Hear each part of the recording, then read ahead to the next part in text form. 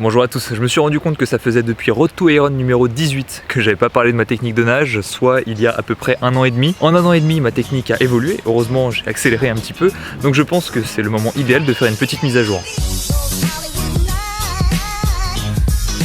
Depuis tout ce temps, j'ai quand même filmé plusieurs fois mes entraînements en natation, mais c'est vrai que je n'ai jamais pris le temps d'analyser ma technique, de la même manière que je n'ai jamais utilisé les clichés sur lesquels je nageais le plus mal. C'est vrai que sur internet, on préfère toujours montrer les bons côtés, on met les vidéos où on nage bien, et puis on préfère cacher celles où la technique est un peu moins bonne. Mais aujourd'hui, ça va pas être le cas, justement, je me rends à l'entraînement de natation pour pouvoir prendre des vidéos qu'on va pouvoir analyser juste après. De la même manière, je vais ressortir des archives toutes les vidéos de natation que j'ai prises pour pouvoir analyser un petit peu les différentes progressions que j'ai eues, voir s'il y a des défauts que j'ai réussi à corriger, voir s'il y a des défauts qui sont apparus au fur et à mesure, parce que c'est possible aussi. D'où l'intérêt de se filmer, parce que entre ce qu'on a l'impression de faire, ce qu'on a envie de faire et ce qu'on fait réellement, il y a beaucoup de différences. Bref, on va pas parler plus que ça, de toute manière, les actions parlent plus que les mots, donc place à l'entraînement.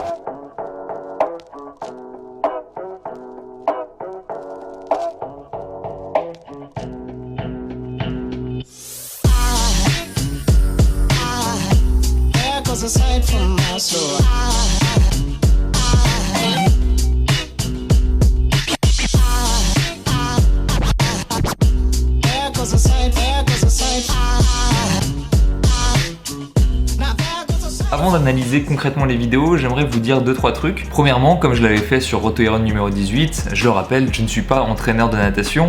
Ici, je vais plutôt avoir la casquette d'un biomécanicien. Deuxièmement, les vidéos qui ont été prises aujourd'hui ont été prises en fin de séance, c'est-à-dire que j'avais déjà nagé 3000-3500 mètres. Si je dis ça, c'est pas pour me trouver des excuses parce que la technique est pas top, c'est parce que pour moi, c'est important de se filmer sous fatigue. Si on ne prend pas en compte ceux pour qui nager 50 mètres est déjà un calvaire en soi, pour tous les autres, on l'a déjà expérimenté au cours d'une séance.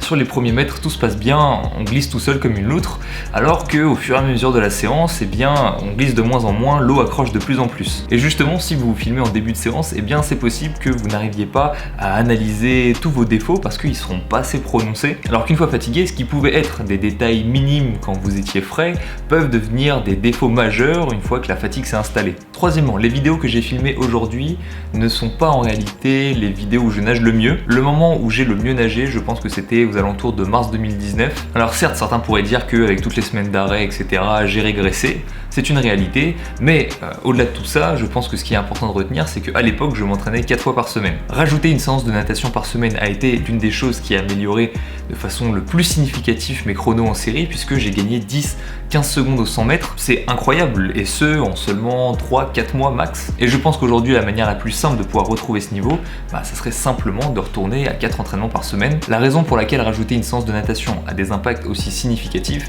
ce qui serait pas le cas en course à pied et à vélo, c'est simplement parce que le facteur le plus limitant n'est pas forcément la condition physique, mais c'est la technique. Et le fait d'avoir l'occasion d'être dans l'eau plus souvent, de pouvoir répéter sa technique plus régulièrement, certes, ça peut venir augmenter la fatigue, c'est un critère à prendre en compte, mais surtout, ça va nous aider à améliorer notre compréhension de nos déplacements dans l'eau. Ce dont je suis persuadé, c'est que si vous n'êtes pas nageur à la base, votre tout premier rôle, ce n'est pas forcément de chercher à améliorer votre technique de crawl, même si vous allez le faire, c'est plutôt d'améliorer votre aisance dans l'eau, de travailler pour se sentir bien dans un élément qui ne nous est absolument pas familier. C'est pour ça par exemple que pendant l'échauffement ou pendant les récupérations actives, ça m'arrive très souvent d'alterner avec du dos crawlé, avec de la brasse. Ça ne va pas venir influencer ma technique de crawl directement, mais justement varier les nages, ça me permet d'améliorer mon aisance dans l'eau. Je suis capable d'avancer de plein de manières différentes. De la même manière que certains éducatifs, du genre les nages hybrides, c'est-à-dire on fait du crawl avec des ondulations, du dos crawlé avec des mouvements de brasse. À mes yeux, ça n'a pas pour but fondamentalement d'améliorer une technique quelconque.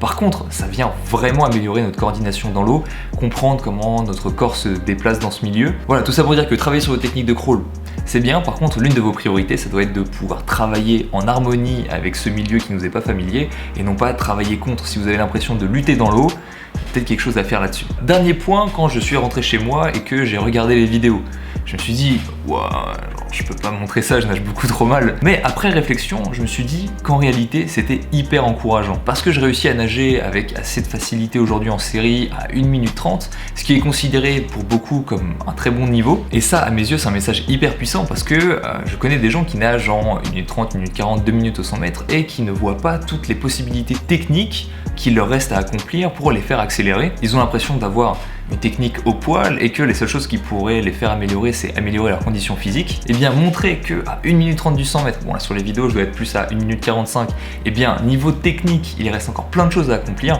Je trouve ça en réalité hyper intéressant. Tout ça pour dire que oui, vous devez travailler en vitesse, faire des intervalles plus intenses, mais votre technique devrait être vraiment votre priorité. Donc bossez votre technique, bossez, faites des éducatifs. On pense souvent à la distance qu'on va afficher au final sur Strava, mais c'est vraiment pas important. Si vous avez 45 minutes devant vous et que vous avez prévu de travailler votre technique, eh bien prenez votre temps, prenez du repos entre chaque série pour pouvoir bien poser votre technique. Le travail technique, ça demande une grande concentration afin de pouvoir se concentrer sur les détails, et si vous êtes occupé à essayer de survivre dans l'eau parce que vous enchaînez comme un bourrin, forcément vous allez perdre en efficacité. Bref, on peut passer maintenant sur les points techniques sur lesquels je vais me concentrer afin de pouvoir améliorer ma technique. Ce qui me frappe le plus sur les vidéos que j'ai tournées aujourd'hui, c'est que j'ai l'impression de faire du surplace. Je manque de glisse, et ça c'est simplement parce que dans mon esprit, ma priorité c'est pas d'être le plus grand possible. Ce qui fait que je perds de l'énergie, je me déforme et je cherche pas à me projeter le plus loin possible vers l'avant quand mon bras rentre dans l'eau. Le mot projeter vers l'avant est important parce que votre bras, quand il rentre dans l'eau, son but il est pas fini.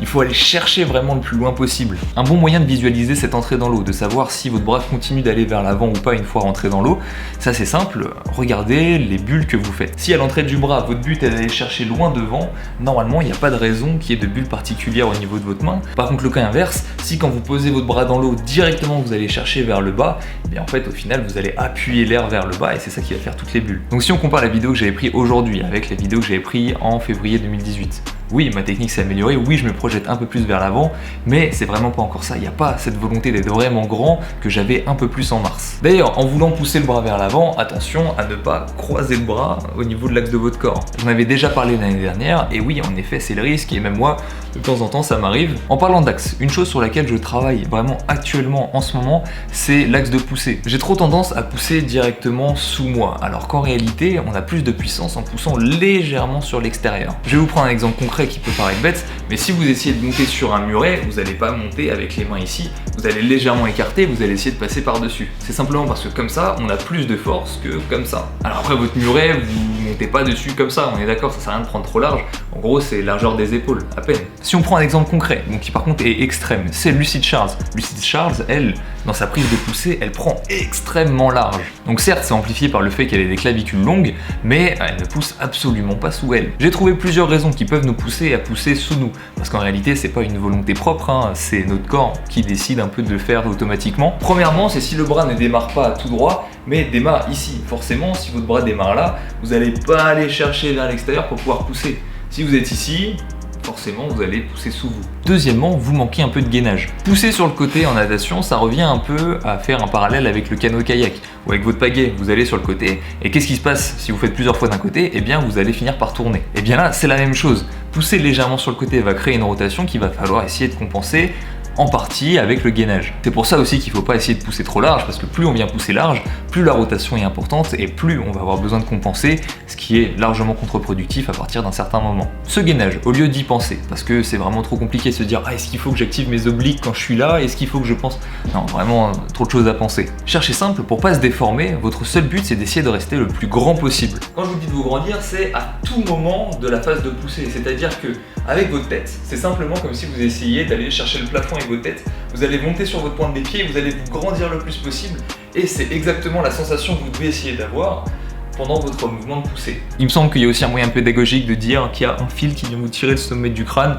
Bon, prenez l'exemple que vous voulez. Tout ça pour dire que si vous essayez de vous grandir le plus possible de manière automatique, ça va venir activer tous les muscles responsables de la posture. Et puis ça tombe bien parce que vous vous rendez compte que essayer d'être le plus grand possible, eh bien ça sert sur ce point-là et ça sert aussi sur le point que j'avais soulevé précédemment. Troisième point qui est responsable de cette poussée sous nous, c'est quand on vient s'aligner avec la main comme ça. On va pouvoir parler programmation motrice un peu. Comme je l'ai dit, dans l'eau, surtout si on n'est pas nageur de base, on n'a pas beaucoup de repères. Et quand on commence à travailler sur notre technique, l'une des premières choses qu'on va venir essayer de faire, c'est essayer de venir prendre cette phase d'appui. Et très souvent, ce qu'on prend comme repère inconsciemment pour être sûr que la face de la main soit dans la bonne direction, c'est que les doigts soient orientés vers le fond de la piscine. Cependant, si vous travaillez vos techniques, vous allez essayer souvent de corriger plusieurs choses à la fois, et en plus d'essayer d'avoir cette phase d'appui, eh bien, on va vous dire de ne pas venir croiser au-dessus de votre tête. Et très souvent, l'un des repères qui va nous permettre de garder justement ce bras bien aligné, eh bien, c'est parce que nos doigts, on va les tourner vers l'extérieur. On va avoir tendance à faire ça, et le fait de tourner nos doigts, ça va nous permettre d'aligner votre bras.